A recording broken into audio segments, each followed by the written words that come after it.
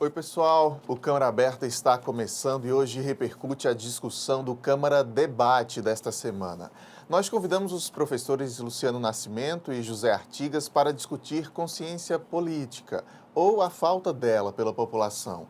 E eles divergiram em alguns pontos, como, por exemplo, na parcela de responsabilidade que nós, cidadãos, temos sobre o que não vai bem no nosso país, além da utilidade de alguns mecanismos de fiscalização dos poderes.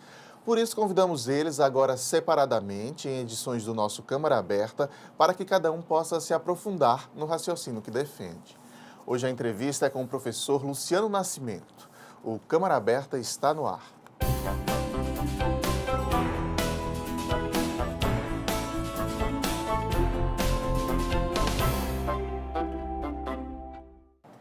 O professor Luciano Nascimento é especialista no estudo do direito penal moderno no Brasil.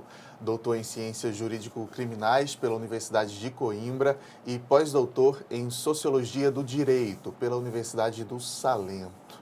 Bem-vindo mais uma vez à TV Câmara, professor. Sempre bom recebê-lo para essas discussões sempre muito proveitosas. Que é isso, Léo. Você é muito gentil, extremamente gentil. Eu que agradeço mais uma vez o convite.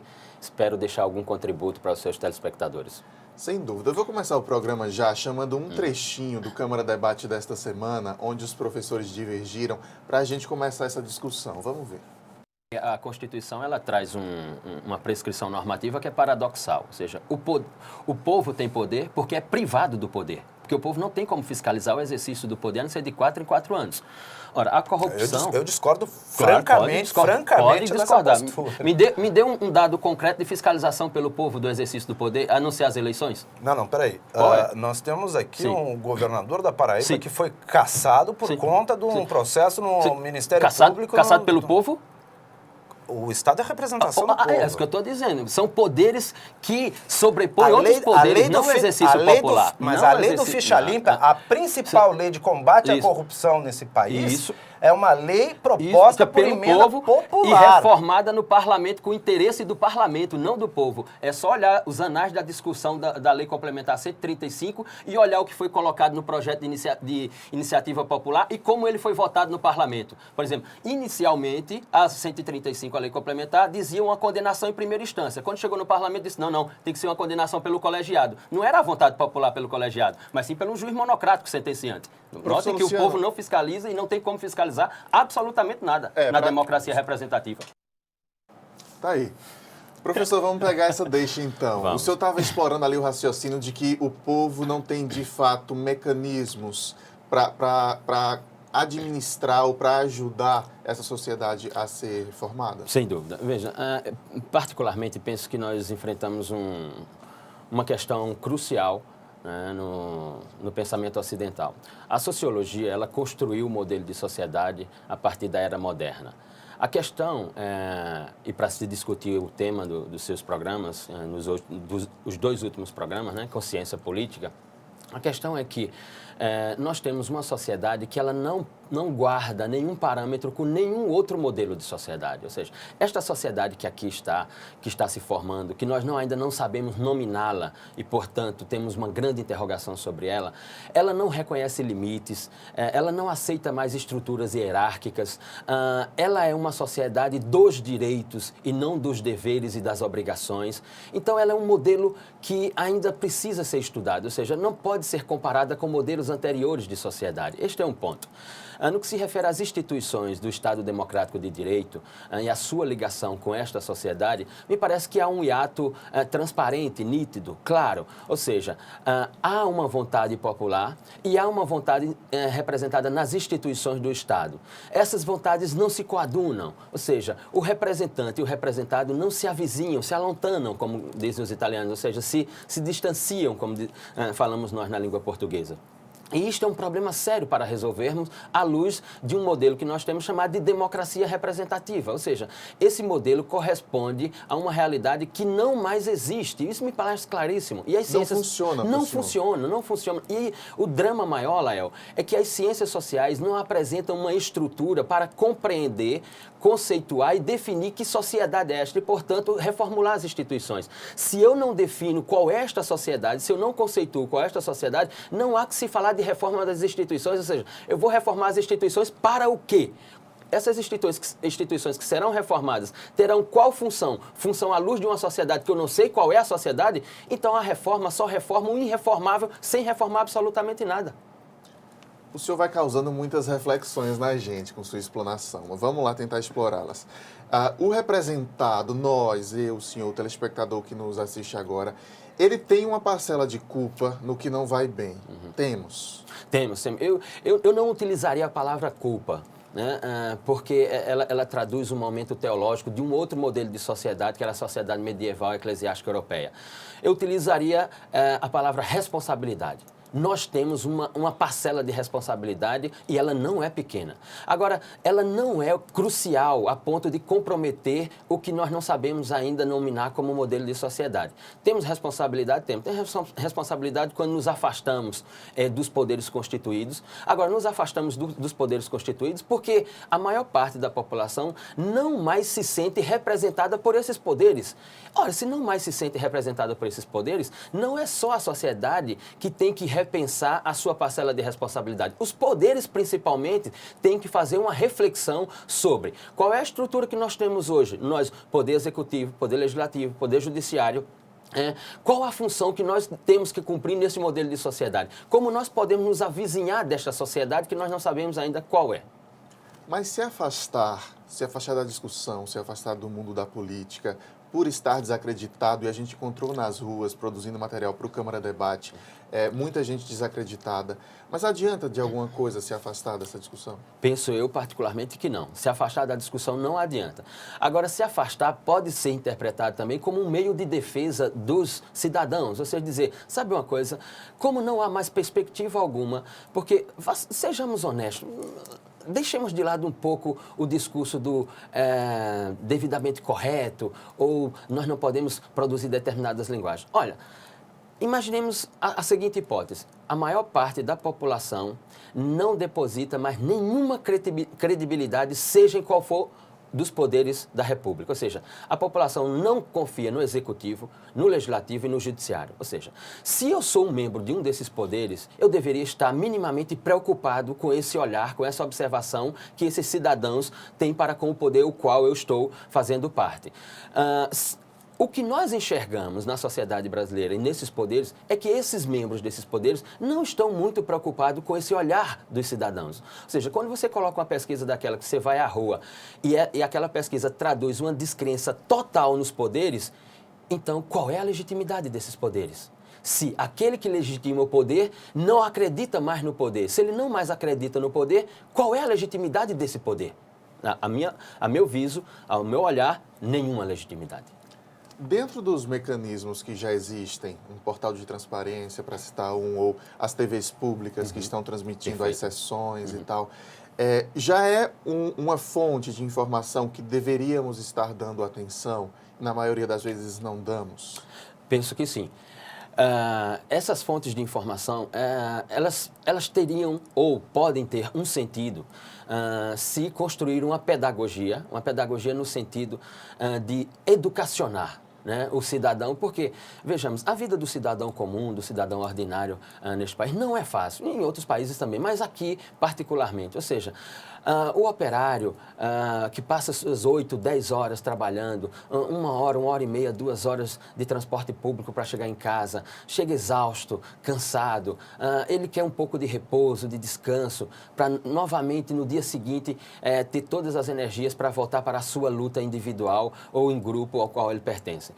Ora, os meios de comunicação social devem repensar as suas metodologias no sentido de dizer como eu vou contribuir para o desenvolvimento psíquico, para o desenvolvimento cognitivo, ou seja, para o desenvolvimento humano deste cidadão. Ou seja, despejando nele, ou como gostava de dizer Paulo Freire, depositando nele uma série de informações e unicamente eu estou cumprindo a minha função? Eu penso que não. Penso que essa metodologia dos meios de comunicação, ela está esgotada. Nós não contribuímos em absolutamente nada para o desenvolvimento humano desses cidadãos.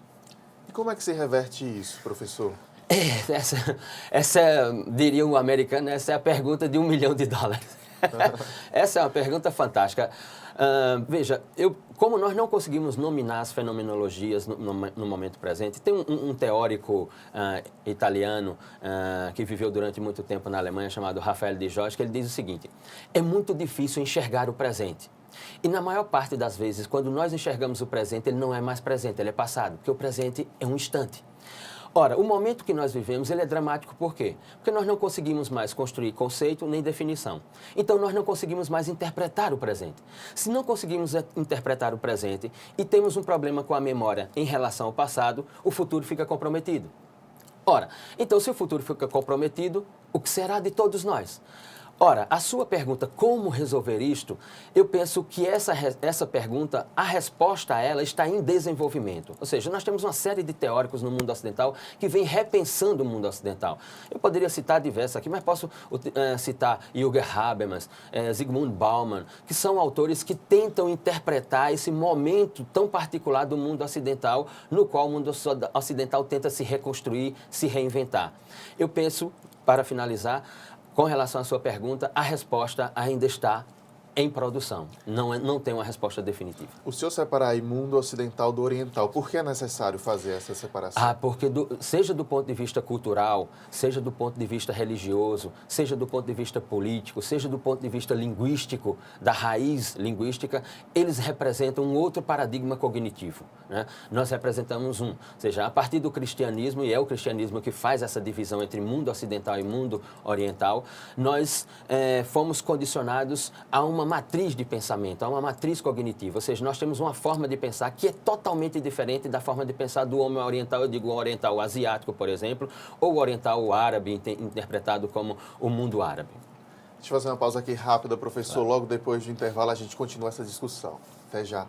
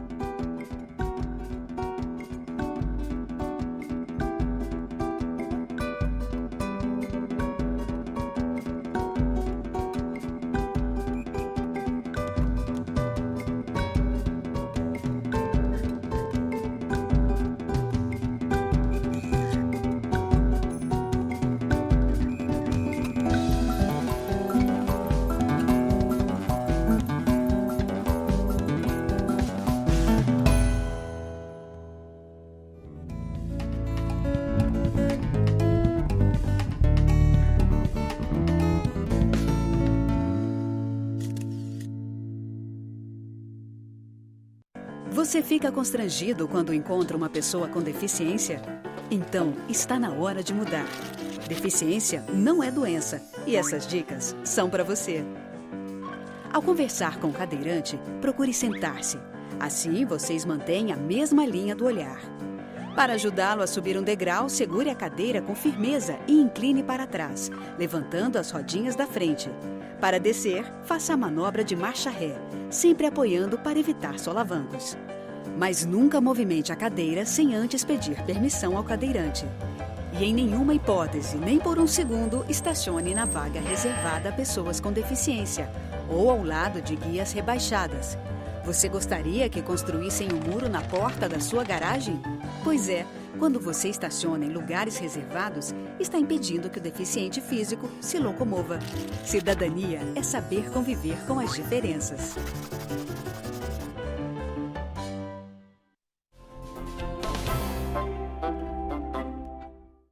Câmara Aberta está de volta hoje repercutindo o Câmara Debate desta semana sobre consciência política. Durante o programa da última segunda-feira, houve divergências entre os nossos convidados e por isso estamos recebendo eles individualmente aqui no Câmara Aberta para que cada um tenha ainda mais tempo para se aprofundar no raciocínio que defende. Hoje o professor Luciano Nascimento está com a gente. Professor, vou pegar ainda a deixa da discussão do Câmara Debate que a gente assistiu no início do programa.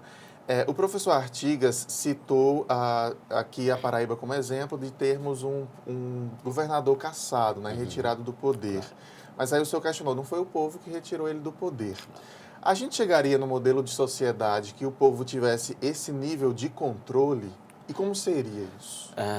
Penso que nós estamos muito longe desse modelo, né? Porque o pensamento daqueles que ascendem ao poder, não, do ponto de vista cognitivo, não alcançou esse estágio ainda.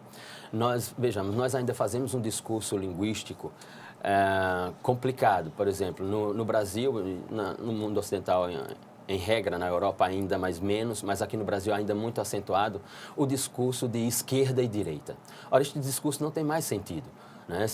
Ser de esquerda e ser de direita, o que significa isso? Quando eu sou de esquerda, o que significa dizer sou de esquerda? Por exemplo, tem um partido que está no poder há mais de uma década, que historicamente é um partido de esquerda. O que lhe restou do pensamento de esquerda no momento atual? Ou seja, o que esse partido pode dizer assim, nós somos de esquerda por causa disso, disso, disso. Aí você vai olhar a política desse partido, ela não me parece tanto de esquerda.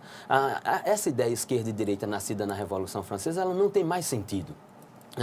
O que tem sentido é, você é situação. Né? E como situação, você não quer ir para a oposição. Você é oposição e o seu sonho é se tornar situação. Isto é o que vale no pensamento cognitivo do mundo político brasileiro e ocidental. Ou seja, a questão das ideologias, elas foram minimizadas à luz de uma palavra mágica chamada poder.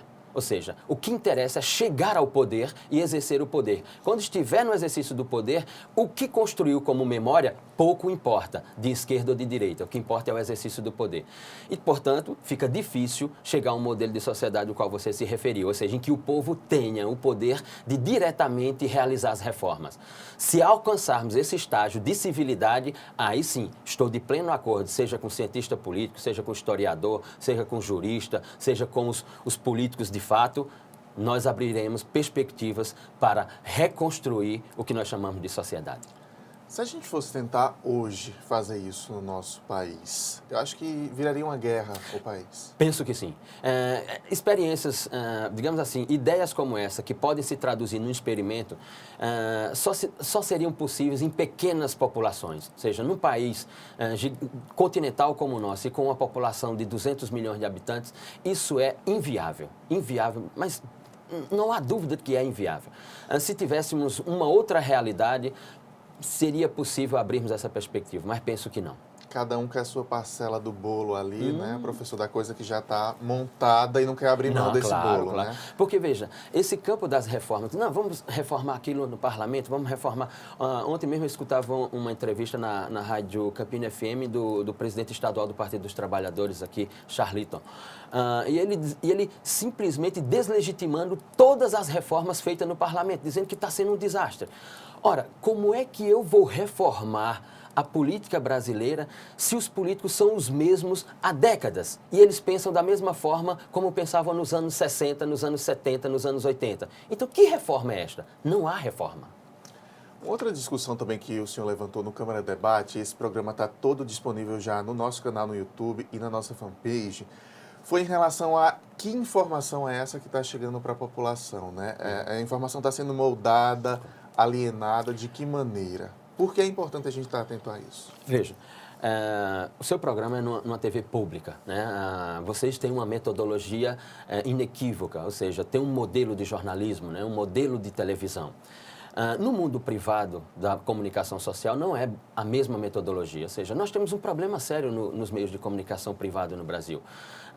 Pouquíssimas famílias dominam o sistema de comunicação social no país. Ora, se dominam, né, o sistema de comunicação social no país, qual é esta informação que chega até a população? Qual é a informação que chega, portanto, até o cidadão constitucional?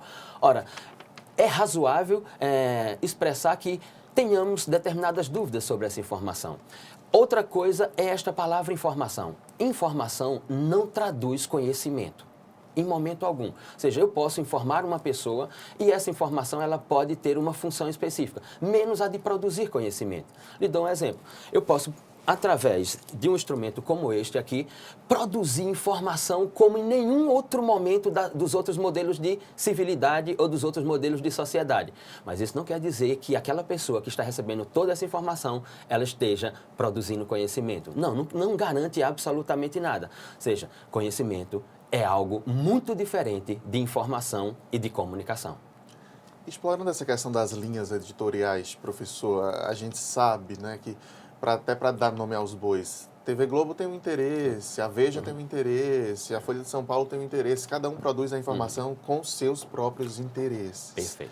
Como é que como é que o cidadão consegue, de alguma maneira, filtrar e ter a própria conclusão sobre o que está acontecendo no país, sobre o que está acontecendo no Congresso, por exemplo? Sinceramente, o cidadão não consegue. Não consegue mesmo. Não há...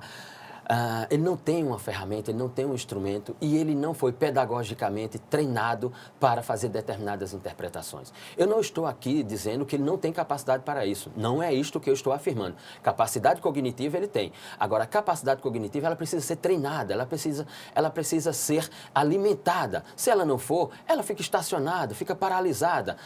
E o que nós notamos desses meios de comunicação é que eles não contribuem pedagogicamente para o quê? Para despertar, né, essa cognitividade do cidadão constitucional. Pego um exemplo concreto recentemente acontecido nos meios de comunicação, com relação à votação da PEC 171/1993 sobre a redução da maioridade penal, que eu chamo a PEC do estelionato, né, porque 171 no Código Penal é estelionato. E aí você nota, uma noite tem uma votação em que faltam 5 votos, né, para ser aprovada. Obviamente, quem tem um conhecimento da funcionalidade do parlamento sabia que aquela primeira votação ela não ia ser aprovada. O presidente da Câmara, que está dando uma aula de ciência política a este país, no sentido negativo, né, sabia que aquela primeira votação não venceria, ou seja, o seu pensamento não passaria ali. Ele estava tranquilo sobre aquilo, ou seja, aquela votação foi estratégica. Mas os meios de comunicação estamparam, os meios de comunicação privados, que eu me refiro, pelo menos foi os que eu li, Folha de São Paulo, Estado de São Paulo e tantos outros, estamparam. Redução da maioridade penal reprovada, não passa no parlamento. Em menos de 24 horas, teve que refazer essa manchete. Na noite seguinte, lá vem o UOL, né, o portal da Folha de São Paulo, assim, passa no Congresso Nacional a PEC 171, que não era mais a PEC 171, mas uma tal de PEC que descobriram no regimento interno da Casa, chamada aglutinativa, e aí se produziu uma nova comunicação, se produziu nova informação, e é o que eu chamo de essa comunicação que comunica, não comunica, porque o cidadão fica perguntando em casa, sim, mas ontem não foi reprovada e hoje foi aprovada, ele não sabe distinguir, ele não consegue interpretar, por quê? Porque ele não foi pedagogicamente educado para construir essas interpretações. Os poderes, os políticos, os maus administradores não querem que essa população crie esse senso crítico? Não querem educar uma população? Eu penso que uma boa parte não tem esse desejo, mas deveria ter essa função, mas não tem. Veja, não sou iluminista a ponto de interpretar de que o parlamento é um espaço homogêneo. Não, pelo contrário. É só olharmos as manchetes dos meios de comunicação e nós conheceremos que existe bancada ruralista, bancada não sei do quê, bancada daquilo outro. Ou seja, notamos, portanto, a complexidade de poder que existe dentro do parlamento. Ou seja, o exercício parlamentar não é para iluministas. Ou seja, o exercício parlamentar não é para amadores. Ou seja, o exercício parlamentar, na realidade política brasileira, se tornou uma função de profissionais. Ou você conhece a funcionalidade da casa, ou então você não terá aprovado um projeto sequer durante sua legislatura. Aliás, tem pesquisas e pesquisas já concluídas de que a maior parte dos parlamentares termina o seu mandato sem a aprovação sequer de um projeto de lei. Professor, é curioso o seguinte, a gente tem observado até nas ruas, eu fui às ruas produzindo material, que as pessoas não se sentem representadas, isso está muito claro. Mas foram essas pessoas quem colocaram aqueles cidadãos lá no poder. Onde é que não está fechando a situação? Essa sua expressão, ela traduz uma das grandes teorias sociológicas do momento, que é a palavra paradoxo. Se nós formos ao Aurélio, se formos ao Ruais, se formos a uma série de dicionários, nós encontraremos a tradução da palavra paradoxo como algo contrário, como algo oposto, alguma coisa parecida assim. A palavra paradoxo não é isto, não é isto. Ora, a palavra paradoxo, ela funciona nos sistemas sociais como um elemento de condição da operacionalidade do sistema. Ou seja, o cidadão não se sente representado por aqueles que estão no parlamento, mas aqueles que estão no parlamento foram levados ao parlamento por aquele que não tem mais crença no parlamento. Isto é um paradoxo. Mas este paradoxo faz funcionar o poder. Não funcionar da perspectiva do que o cidadão queria, mas da perspectiva que o poder imagina para continuar sendo poder. Então é um paradoxo. Mas esse paradoxo não é um problema, é uma condição do próprio sistema. Veja, por que é que as pessoas vão votar? Primeiro porque tem uma cláusula na Constituição que o voto é obrigatório. Então há sempre um discurso de ameaça. Se você não vota, não vai poder prestar concurso público, não vai poder deixar o país, vai estar, de certa forma, na ilegalidade política, etc. Tal.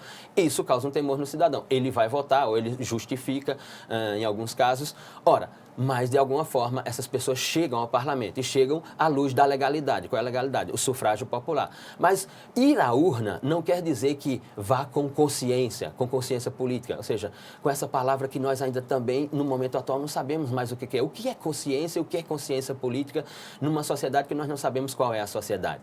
Então, penso eu que essa teoria sociológica traduz muito bem. É uma questão de paradoxo, mas não é algo contrário, é uma condição. Professor, sabendo que a gente não vai poder demolir tudo, explodir tudo e reconstruir de novo, o que é que o senhor orientaria a um cidadão que está em casa tentando entender esse universo político? Como é que a gente pode se manter informado de uma melhor maneira possível, sabendo de todas essas linhas editoriais nos influenciando o tempo todo e saber votar bem, já que no momento é a nossa arma, no momento é o que a gente tem em mãos. Como aproveitar isso da melhor maneira? Eu concordo que, infelizmente, a única arma que o cidadão constitucional tem é o voto. No sistema da democracia representativa, ele não tem outro instrumento. Mesmo os projetos de iniciativa popular, quando chegam no parlamento, eles sofrem mudanças na redação legislativa. E isso descaracteriza totalmente a iniciativa popular, ela deixa de ser iniciativa popular. Ou seja, se a iniciativa popular colocou uma redação no projeto de lei e quando chega no parlamento, o parlamento vota e reforma aquela lei, então não é mais a vontade popular. Então, o único instrumento que o cidadão constitucional tem é o voto, infelizmente.